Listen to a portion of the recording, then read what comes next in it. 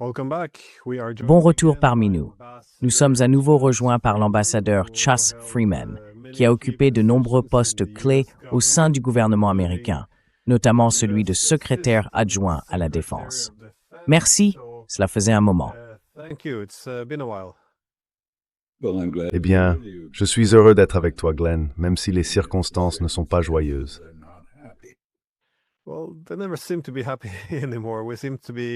Eh bien, il ne semble plus jamais heureux.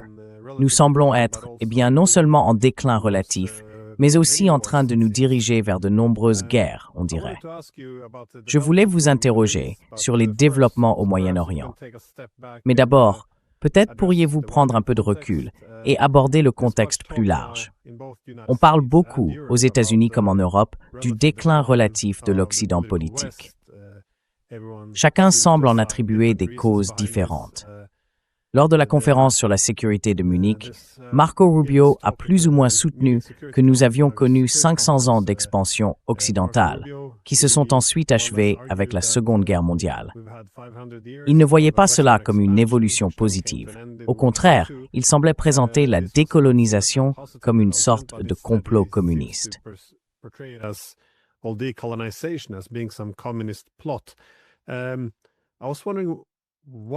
Je me demandais, quelle direction prenez-vous lorsque vous écoutez la rhétorique de ces dirigeants? Si vous écoutez les Européens à la conférence de sécurité de Munich, en substance, vaincre la Russie est ce qui ramènera les jours de gloire. Mais du côté des États-Unis, il semble que l'argument soit que nous devons inverser cela.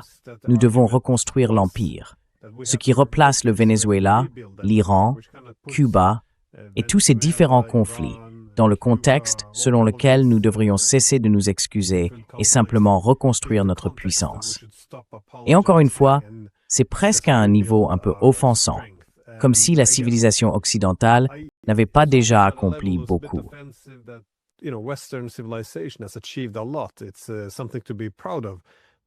C'est quelque chose dont on peut être fier, mais il l'a réduit à des empires et à la domination. De mon point de vue, cela suggère en quelque sorte que le principal défi de notre époque est de savoir comment l'Occident politique peut s'adapter à l'ère post-hégémonique après la période unipolaire. Au lieu de cela, les Européens comme les Américains, bien qu'ils empruntent des voies différentes, semblent partir du principe qu'il faut à nouveau éliminer les autres pour restaurer la gloire de la civilisation occidentale, ce qui signifie encore la domination. Je me demandais comment tu interprètes la rhétorique qui émane de Munich.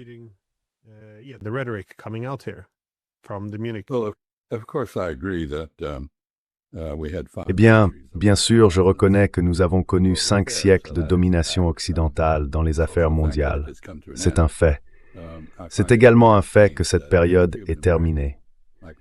Je trouve très étrange qu'un cubano-américain comme Marco Rubio s'oppose à la décolonisation, étant donné qu'elle fut le produit de l'Empire espagnol, ou, plus précisément, qu'il était présent à la naissance de cette domination occidentale de 5 siècles. Cristobal Colón en espagnol, lorsqu'il entra aux Bahamas puis se rendit à Cuba, effaça l'océan Atlantique en tant que barrière écologique et unifia le monde. Pour la première fois, il existait un ordre mondial unique, non seulement politique, mais aussi écologique.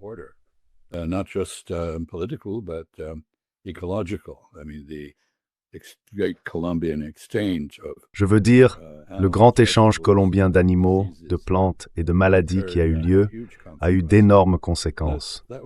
C'était le commencement, et maintenant nous en voyons la fin.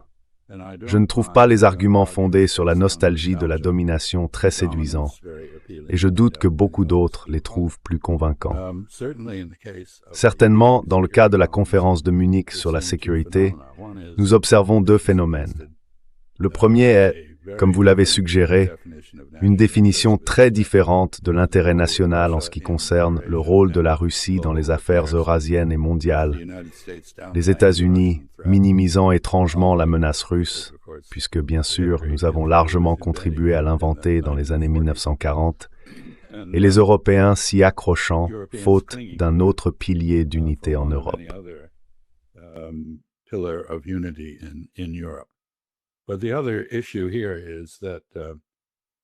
Mais l'autre problème ici, c'est que les États-Unis ont été fondés sur les principes des Lumières européennes. C'est pourquoi la déclaration d'indépendance commence ainsi, en affirmant que tous les hommes naissent égaux et ont le droit de poursuivre la liberté, le bonheur, et ainsi de suite. Les États-Unis ont désormais, officiellement, sous l'administration Trump, renié les Lumières européennes et leurs valeurs. Et nous entendons maintenant que cela inclut même le rejet de l'idée de démocratie. L'administration Trump manigance pour soit subvertir, soit même empêcher les élections prévues pour novembre de cette année.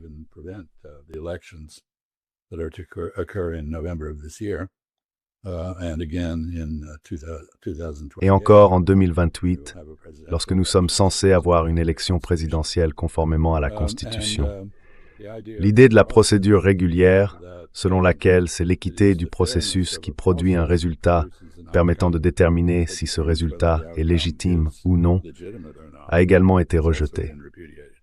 Nous voyons tout l'édifice du droit international, fondé sur Grotius et développé ensuite en grande partie sous l'impulsion des États-Unis au début du XXe siècle, également rejeté avec des meurtres en haute mer, des violations de la souveraineté d'autres pays et des tentatives de resubordonner des nations de manière semi-coloniale, comme dans le cas du Venezuela.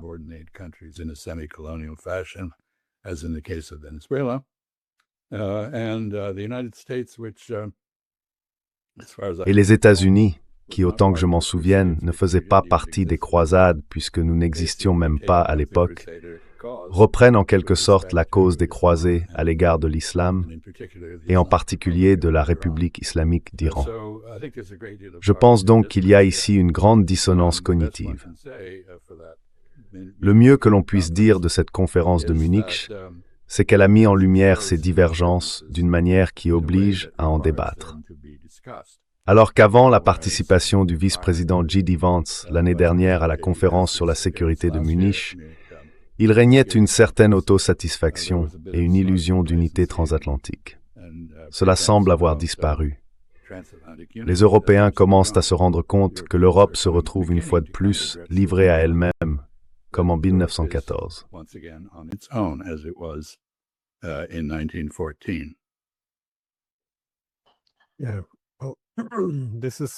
Oui, eh bien, ça a certainement été la plus étrange de toutes les conférences sur la sécurité à Munich. L'année dernière était déjà un bon rival, bien sûr, mais celle-ci est vraiment particulière. Je me souviens toujours de la conférence sur la sécurité de Munich en 2007, quand Vladimir Poutine a prononcé un discours. On le qualifie souvent de belliciste, mais je trouvais qu'il y avait beaucoup de points intéressants. Pour commencer, il disait que c'était un avertissement contre un monde unipolaire. Il soutenait qu'il n'était pas acceptable qu'il n'y ait qu'un seul centre de pouvoir, car cela minerait inévitablement le droit international et la sécurité internationale. Mais il avait aussi fait un commentaire intéressant. Il disait que cela, oui, que cela, eh bien, ne détruirait pas les États-Unis, mais que cela les fragiliserait aussi.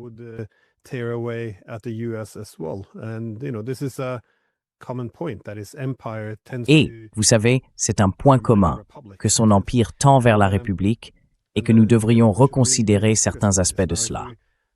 Maintenant, si nous avançons de 19 ans jusqu'en 2026, il est évident que les choses ne vont pas bien. Personne ne semble discuter, à ce qu'il paraît, des idéaux et des principes du droit international. À la place, il ne reste que cette idée selon laquelle il faut rétablir la domination. Mais je veux aborder le Moyen-Orient, car comment voyez-vous, dans ce contexte, la stratégie plus large pour la région? Les États-Unis semblent envisager peut-être d'entrer en guerre contre l'Iran. Certains, bien sûr, suggérant qu'il ne s'agit que de tactiques de pression. Mais dans tous les cas, les menaces de guerre ne peuvent plus être niées aujourd'hui.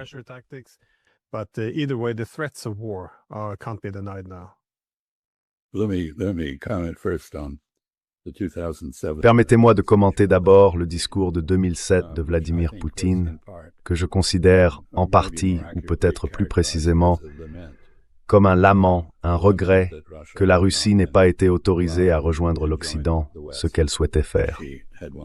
C'était aussi une déclaration, comme vous l'avez indiqué, et je pense à juste titre, selon laquelle toute hégémonie crée ses propres anticorps, un peu comme une fièvre dans le corps. Je pense que nous verrons cela dans l'hémisphère occidental avec la tentative américaine d'établir une sorte de dictature sur toutes les autres républiques de notre région du monde.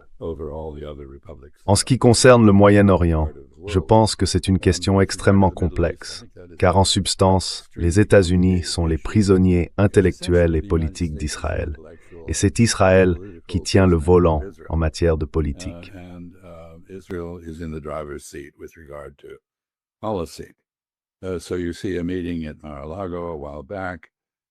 Donc, vous voyez une réunion à Mar-a-Lago il y a quelque temps, où Netanyahou a pressé Donald Trump de rejoindre Israël dans une attaque contre la République islamique. Pourquoi? Parce que Netanyahou invoque constamment le programme nucléaire iranien comme raison de la nécessité d'abattre l'Iran.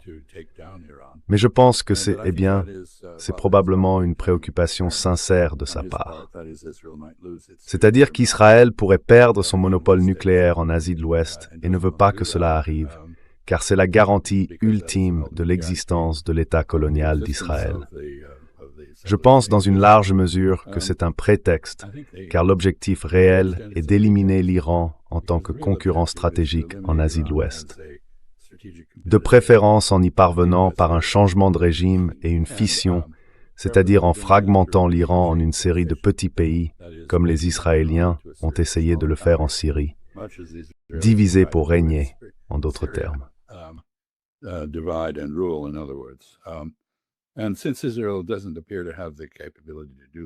Et puisque Israël ne semble pas avoir la capacité de le faire seul, malgré sa redoutable réputation d'agresseur, on voit l'effort pour amener les États-Unis à le faire à la place d'Israël.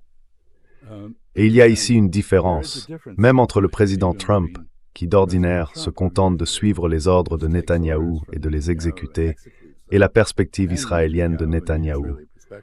Les États-Unis sont principalement préoccupés par le programme nucléaire. Bien sûr, c'est très étrange, car les services de renseignement d'Israël, comme des États-Unis, ont constamment rapporté que l'Iran n'avait pas pris la décision de construire une arme nucléaire.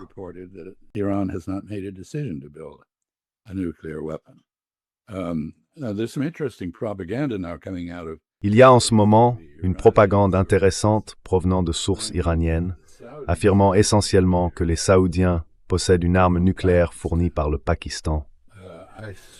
Je pense que cela reflète l'état d'esprit de certaines personnes en Iran, poussées à bout et désormais favorables à ce que leur pays se dote lui aussi d'une arme nucléaire.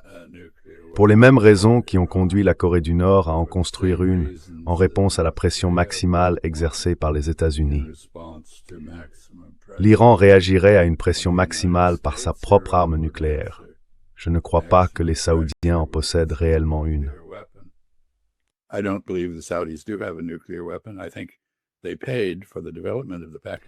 Je pense qu'ils ont financé le développement de l'arme nucléaire pakistanaise et qu'il y avait très clairement un certain type d'accord lié à cela. À savoir que si une arme nucléaire était nécessaire pour la protection de l'Arabie saoudite, le Pakistan la fournirait. Mais l'idée que les Saoudiens possèdent déjà une arme nucléaire est un peu trop commode politiquement pour être tenue pour acquise. Je pense donc qu'il faut revenir à la racine de votre question.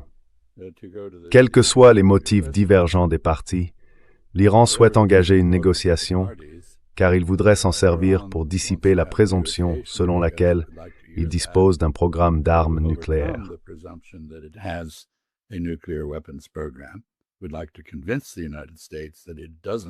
Nous aimerions convaincre les États-Unis que ce n'est pas le cas et faire de l'absence continue d'un programme nucléaire un élément d'une version restaurée du JCPOA, le plan d'action global commun, ou l'accord nucléaire qui avait été conclu auparavant puis déchiré par Donald Trump lors de son premier mandat.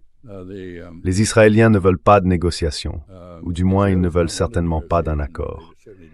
S'il y a une négociation, ils veulent qu'elle inclue une exigence selon laquelle l'Iran se désarme totalement, limite le développement et le déploiement de ses missiles et rompe ses relations avec ses divers mouvements clients dans la région, le Hezbollah, le Hamas, les Houthis au Yémen, et ainsi de suite, En Irak également, bien sûr.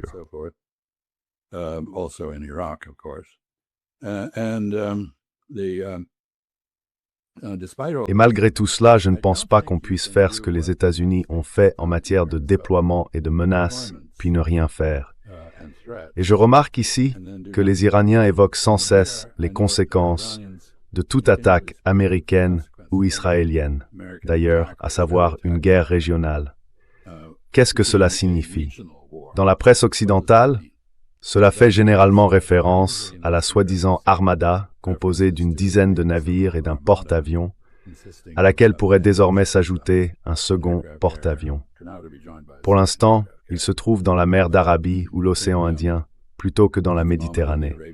Mais je pense que cela fait aussi référence au regroupement de F-35, de F-16 et d'autres avions de combat en Azerbaïdjan et en Arménie.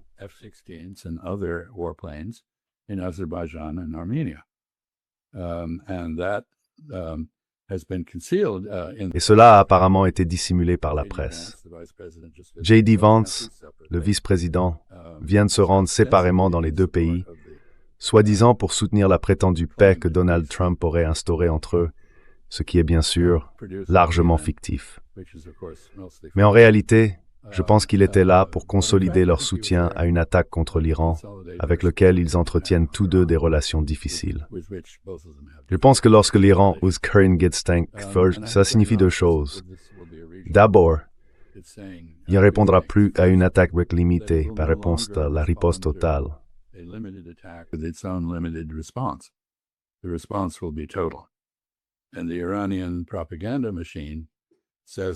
Et la machine de propagande iranienne affirme que l'Iran a développé la capacité de tirer simultanément 2000 missiles balistiques sur Israël. Israël n'a aucun moyen concevable de se défendre contre cela. Cela signifierait la dévastation d'Israël.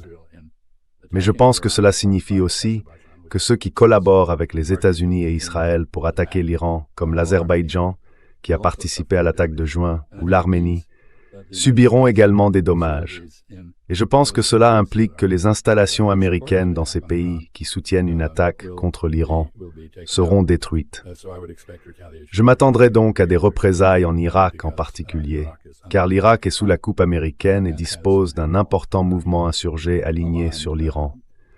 Peut-être aussi à Bahreïn, qui abrite le quartier général de la 5e flotte des États-Unis, opposé à l'Iran.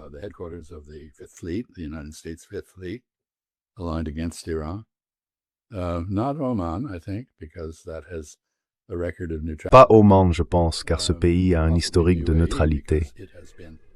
Peut-être les Émirats arabes unis, car ils sont liés à Israël par les accords d'Abraham. Et bien qu'ils aient désormais renoncé à toute intention d'attaquer l'Iran, ils sont encore largement perçus comme faisant partie de la coalition contre l'Iran. Peut-être l'Arabie saoudite. La question est donc de savoir si l'Iran répondra par un effort délibéré pour réduire l'offre mondiale de pétrole. Non seulement en fermant le détroit d'Ormuz, ce qu'il est capable de faire, mais aussi en détruisant des installations de production pétrolière dans les pays voisins. Une dernière complication, et je vais m'arrêter un instant pour te laisser poser l'une de tes questions compliquées. La dernière complication est l'exercice conjoint prévu entre les marines chinoises, iraniennes et russes, qui doit, je crois, avoir lieu dans environ 2 semaines.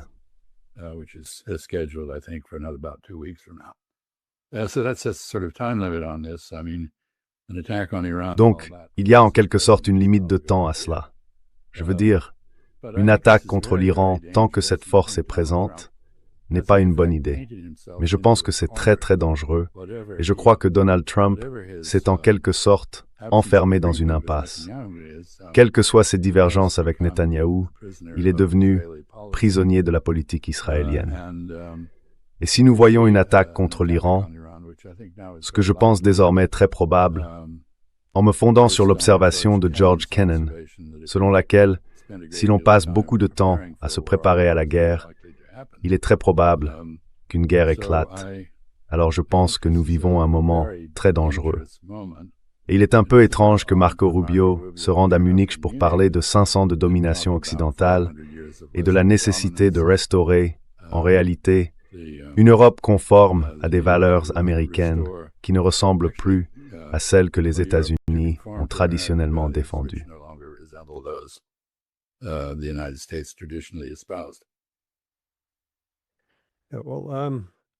Eh bien, je suis soulagé que vous ne pensiez pas que l'Arabie saoudite possède des armes nucléaires. En tant qu'ancien ambassadeur des États-Unis en Arabie saoudite, j'ai entendu cette nouvelle moi aussi, et j'ai eu peur qu'elle soit vraie.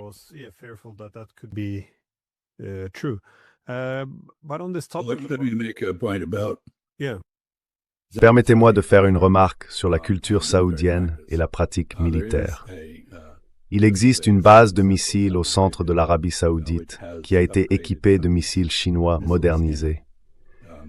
Rappelez-vous qu'au milieu des années 1980, après que les États-Unis ont rejeté une demande saoudienne pour une version non nucléaire du missile Pershing, afin de contrer la Russie, la guerre des villes entre l'Iran et l'Irak, et la possibilité d'attaques de missiles contre l'Arabie saoudite, le prince Bandar Ben Sultan, alors ambassadeur aux États-Unis, a conclu un accord avec Margaret Thatcher pour établir une relation d'approvisionnement majeure avec l'Irak, et s'est également rendu en Chine, où il a organisé le déploiement d'une force de missiles chinois à capacité nucléaire au centre de l'Arabie saoudite.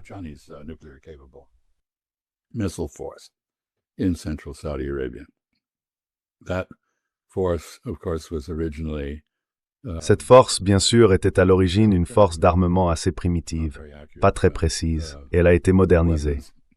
Mais l'élément clé ici, c'est que la culture saoudienne a tendance à persuader les autres de prendre des risques et d'agir. J'ai un t-shirt qui reflète bien leur mentalité. Il dit « S'il vous plaît, ne me demandez pas de faire des trucs ». Ainsi, ils ont des Chinois sur place pour gérer ces missiles, les contrôler, s'assurer qu'ils sont prêts à être tirés. Et bien sûr, ils les guident. S'ils devaient obtenir une arme nucléaire du Pakistan, je suis presque certain qu'elle serait également sous contrôle pakistanais et opérée par des Pakistanais.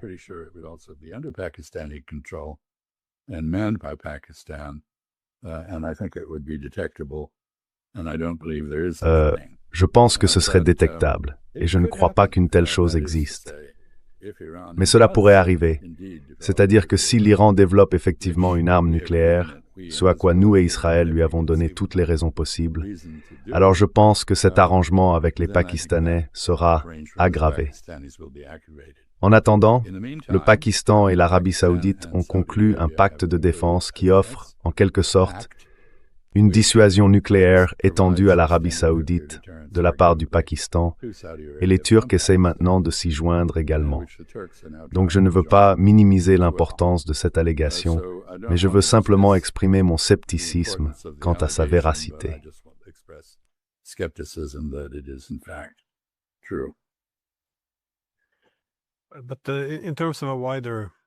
Mais en ce qui concerne une guerre régionale plus large, car c'est bien ce vers quoi ça semble mener, je veux dire, comme vous l'avez dit, l'Iran n'accepterait pas une petite frappe symbolique pour ensuite en rester là.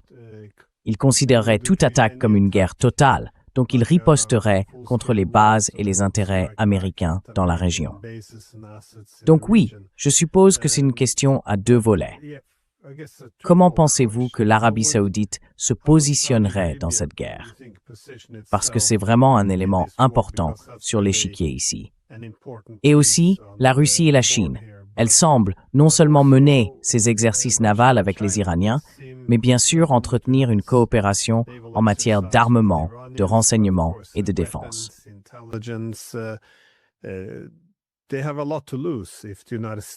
Ils ont beaucoup à perdre si les États-Unis réussissaient dans cette campagne contre l'Iran, car il ne semble pas s'agir seulement d'une campagne pour un changement de régime, ce qui serait déjà assez grave, mais ce changement de régime entraînerait probablement la balkanisation de l'Iran et le déchaînement d'une anarchie totale dans le pays. Cela constituerait une source massive d'instabilité et modifierait la carte de l'Eurasie. Alors selon vous, comment les grands acteurs de la région réagiraient-ils, y compris le Pakistan d'ailleurs?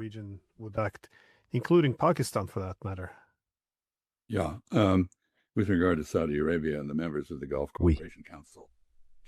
En ce qui concerne l'Arabie saoudite et les membres du Conseil de coopération du Golfe, ils se sont généralement efforcés de prévenir les États-Unis qu'ils ne pouvaient pas utiliser de bases sur leur territoire, ni survoler leur espace aérien dans le cadre d'une attaque contre l'Iran. Ils montrent qu'une détente de facto est en train d'émerger entre eux et l'Iran, destinée à contrebalancer l'agressivité israélienne et la domination militaire dans la région. Ils ont donc choisi la prudence et la non-implication dans toute guerre. Il reste à savoir si l'Iran acceptera la sincérité de ses positions et s'abstiendra de les attaquer.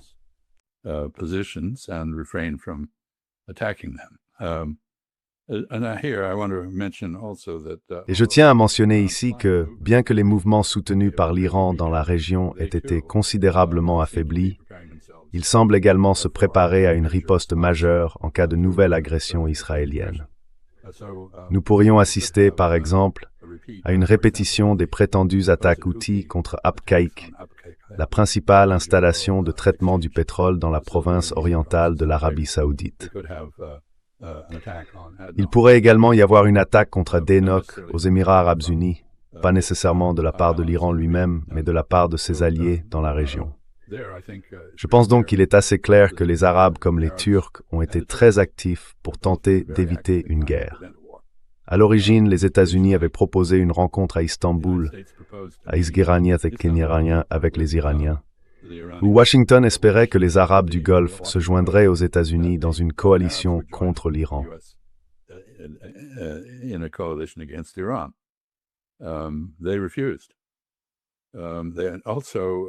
Ils ont refusé. De plus, lors de cette réunion, Marco Rubio a insisté sur le fait que pour qu'une rencontre ait lieu, elle devrait aborder non seulement le programme nucléaire de l'Iran, mais aussi le démantèlement de sa force de missiles et la rupture de ses liens avec ses mouvements clients. Sans ces trois sujets à l'ordre du jour, a-t-il déclaré, il n'y aurait pas de réunion. Et les Iraniens ont répondu, très bien, pas de réunion. À ce moment-là, les États-Unis sont revenus à une proposition de rencontre à Mascate, à Oman, qui est neutre. Ainsi, l'une des choses qui se manifeste clairement est la perte d'influence américaine en Asie occidentale au-delà d'Israël. Et Israël n'est peut-être pas tant un suiveur qu'aux commandes.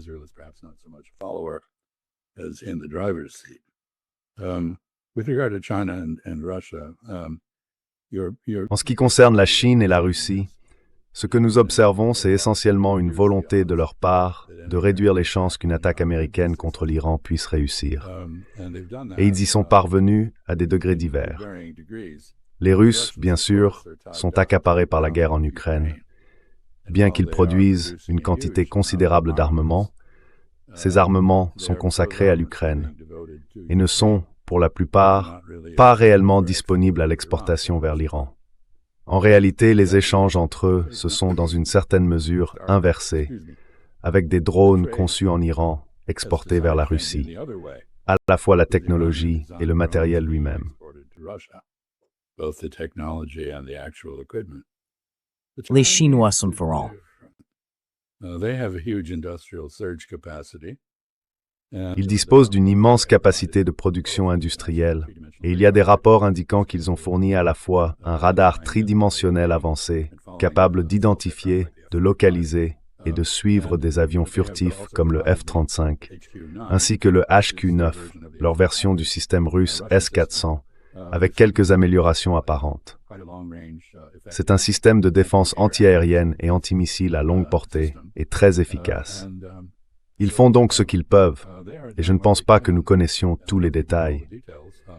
Ils travaillent à renforcer la capacité d'autodéfense de l'Iran précisément parce qu'ils soutiennent la souveraineté iranienne, l'intégrité territoriale et la pérennité de l'ordre westphalien, bien résumé dans les 5 principes de la coexistence pacifique. Ils considèrent que les États-Unis démantèlent cet ordre. Celui-là même issu des 5 siècles de suprématie euro-atlantique que Marco Rubio a vanté à Munich.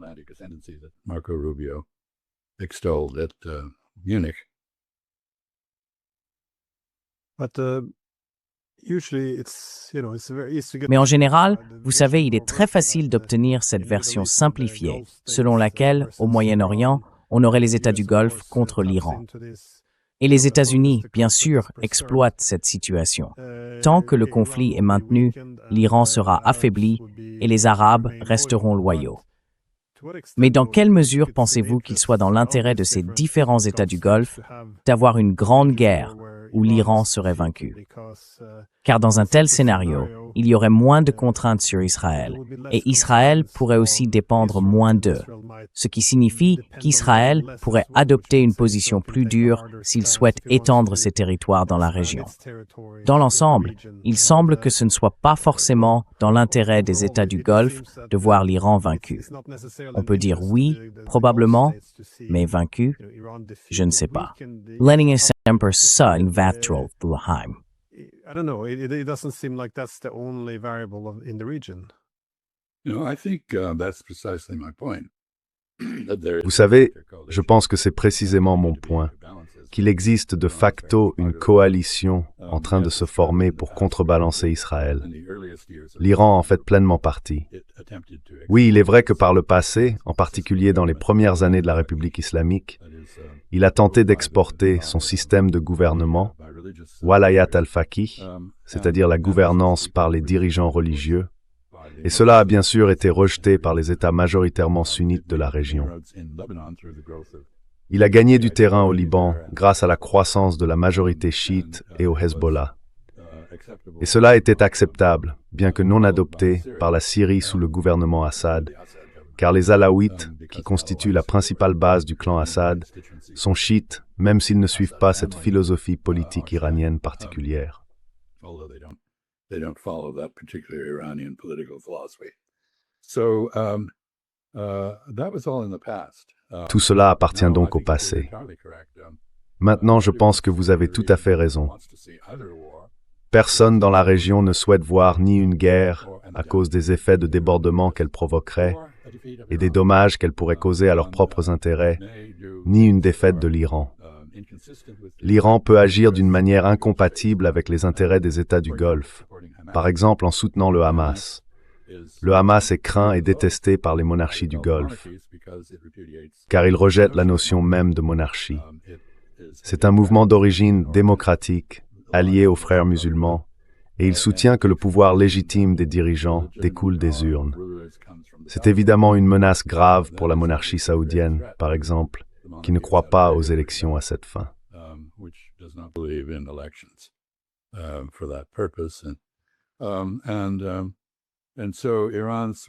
Ainsi, le soutien de l'Iran au Hamas, même si le Hamas est sunnite et serait normalement opposé au régime chiite iranien, reflète son orientation démocratique, ce qui inquiète les pays du Golfe. Ce n'est donc pas une alliance parfaite. Mais, en termes géopolitiques, ils ont toutes les raisons de coopérer, et je pense que c'est là que nous voyons essentiellement une sorte de réaction passive-agressive du Golfe face à la menace américaine et israélienne contre l'Iran. Et cela pourrait encore évoluer. Comme je l'ai dit, l'hégémonie développe ses propres anticorps, et les Israéliens visent l'hégémonie dans la région avec le soutien américain. En même temps, bien sûr, et cela n'est pas sans importance, à mon avis, Netanyahou parle de détacher Israël de sa dépendance envers les États-Unis.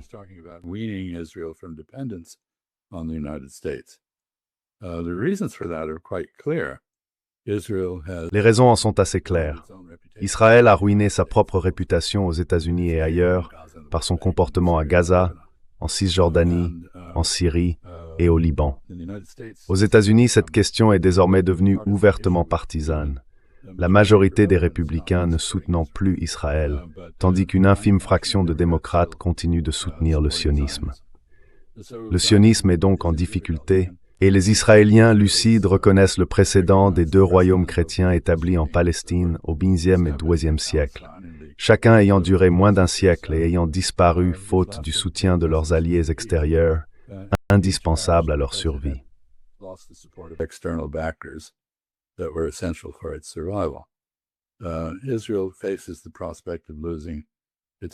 Israël est confronté à la perspective de perdre le soutien américain, et c'est pourquoi Netanyahou parle de le transformer en une sorte de Sparte, une société entièrement militarisée, ce qu'il est déjà en grande partie en train de devenir.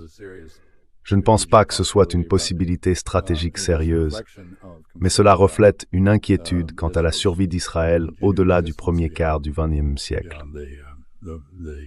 La situation est donc très complexe. Mais je pense que les Chinois, et dans une moindre mesure les Russes, se considèrent comme les défenseurs de l'ordre établi après la Seconde Guerre mondiale, l'ordre westphalien, c'est-à-dire la souveraineté et l'intégrité territoriale des États, leur immunité face aux ingérences dans les affaires intérieures, la fin des opérations de changement de régime ou la défaite de telles opérations. Et cela trouve un certain écho plus largement, l'échelle interhorizontal. That has a certain resonance more broadly internationally. Oui, non. Malgré tout ce qu'on dit sur la Chine et la Russie comme puissance révisionniste, elles semblent en réalité vouloir maintenir le droit international conformément à la Charte des Nations Unies. For different reasons. C'est pour une autre raison. Oui. Le droit international protège les vulnérables et les faibles contre les puissants, et la Russie est à bien des égards vulnérable. Cela coïncide également avec la vision chinoise de l'ordre mondial futur. Nous trouvons donc cela très étrange. Vous savez, la Chine communiste a commencé comme un paria du système onusien, et elle en est maintenant devenue la plus fidèle défenseur. Elle fournit du personnel à l'ONU, déploie des forces de maintien de la paix pour les opérations de l'ONU, et insiste sur le respect du droit international. Elle le fait parce qu'elle a prospéré en entrant dans l'ordre mondial soutenu par l'Occident et par les États-Unis, et elle reconnaît à quel point elle en tire profit, et elle ne veut pas que cela disparaisse.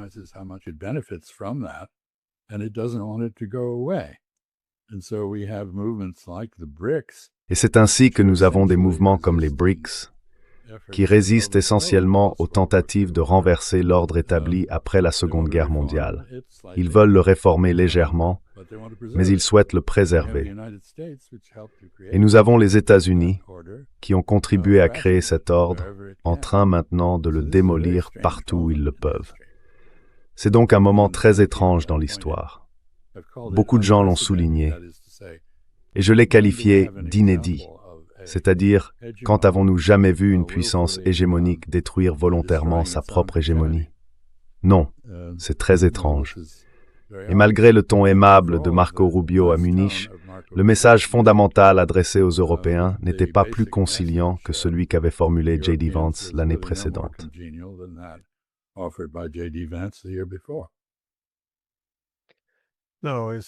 Non, le ton est un peu plus amical.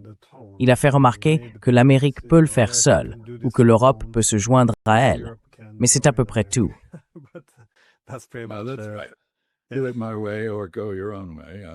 C'est ça. Fais comme moi ou fais à ta manière. Mais oui, le ton est la seule différence. Après tout, Marco Rubio est un néoconservateur pur et dur. Il croit en l'usage de la force, comme il l'a démontré en élaborant cette politique envers le Venezuela, et il pense pouvoir renverser le gouvernement de Cuba, un objectif de longue date pour lui et pour ses électeurs du sud de la Floride. En réalité, les États-Unis font tout ce qui est concevable pour plonger Cuba dans la misère, dans l'espoir que cela entraînera la chute du régime Castro historique. Mais, tu sais, le verdict n'est pas encore tombé, quant à savoir si cela fonctionnera.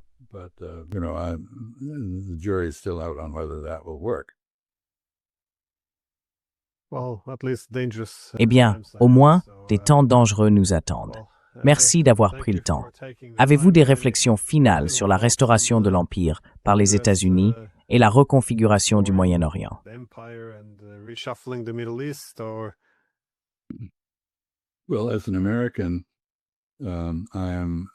Eh bien, en tant qu'Américain, je suis profondément préoccupé par la mesure dans laquelle l'aventurisme étranger favorise et encourage l'illégalité intérieure. Et je partage, c'est un clin d'œil aux Norvégiens, voyez-vous, le souhait que le peuple du Minnesota reçoive le prix Nobel de la paix pour sa résistance très mesurée, digne et résolue face aux abus juridiques et autres.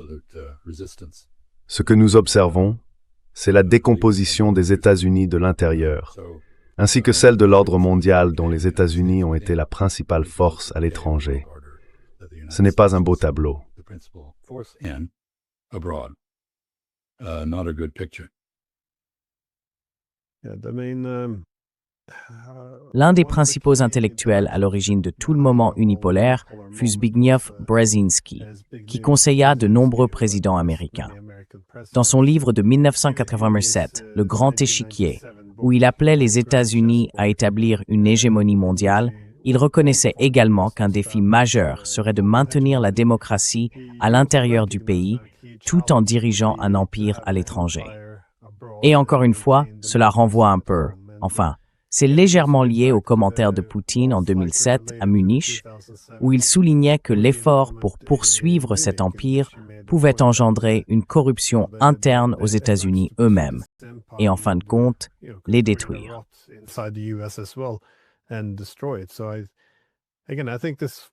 Donc encore une fois, je pense que cette idée plus large, selon laquelle nous devons commencer à nous adapter à un ordre post-hégémonique, ne devrait pas être perçue comme une défaite. Je pense qu'il pourrait être utile de réduire un peu la voilure, de laisser le monde s'équilibrer de lui-même, au lieu que toutes les grandes puissances s'équilibrent contre les États-Unis, et de lui permettre de panser ses plaies, de réparer son économie, sa société et ses structures politiques. Parce qu'en ce moment, la lutte pour ranimer l'hégémon est un jeu du tout ou rien. Et dans les deux cas, il semble que nous allons probablement perdre. J'espère donc que les leçons ne seront pas trop douloureuses à apprendre et que nous nous dirigeons vers quelque chose d'un peu plus sensé que ce que nous voyons actuellement. Parce que ce cirque à Munich est tout simplement décourageant à regarder. C'est un triste état de choses. Well, if I may, there is a fundamental contradiction. Eh bien, si je puis me permettre, il existe une contradiction fondamentale entre le libertarisme de Thomas Jefferson et de nombreux pères fondateurs, le génie de la Constitution, fondé sur l'idée que le gouvernement qui gouverne le moins gouverne le mieux, et la gestion d'un empire. Et je pense que nous avons montré que cette contradiction est en fin de compte fatale. Nous avons également démontré qu'un gouvernement conçu pour avoir du mal à exercer le pouvoir ou à imposer des décisions à son propre peuple n'est pas compétent pour gérer un empire à l'étranger. At home is not competent at managing an empire abroad. So we're seeing the contradiction sharpen. Nous voyons donc la contradiction s'accentuer. Et j'espère que notre tradition libertarienne, avec toutes les difficultés qu'elle comporte, y compris le droit de porter des armes contre le gouvernement, l'emportera sur une conception hobbesienne du Léviathan. Je ne sais pas si Donald Trump a déjà lu Hobbes, je soupçonne plutôt que non, mais il s'inscrit clairement dans cette manière de penser, et non dans celle de John Locke et des autres penseurs anglais qui ont inspiré notre révolution contre la couronne. Je pense donc que ce n'est pas encore terminé, mais que nous sommes sur le fil du rasoir. Je ne sais pas de quel côté cela basculera. Je devrais vous laisser profiter davantage de votre dimanche, et ce fut un plaisir de parler avec vous, comme toujours. Toujours de merveilleuses questions, qui exigent ensuite des réponses longues et alambiquées. Et je vous en suis reconnaissant. J'espère que d'autres le feront aussi. Merci.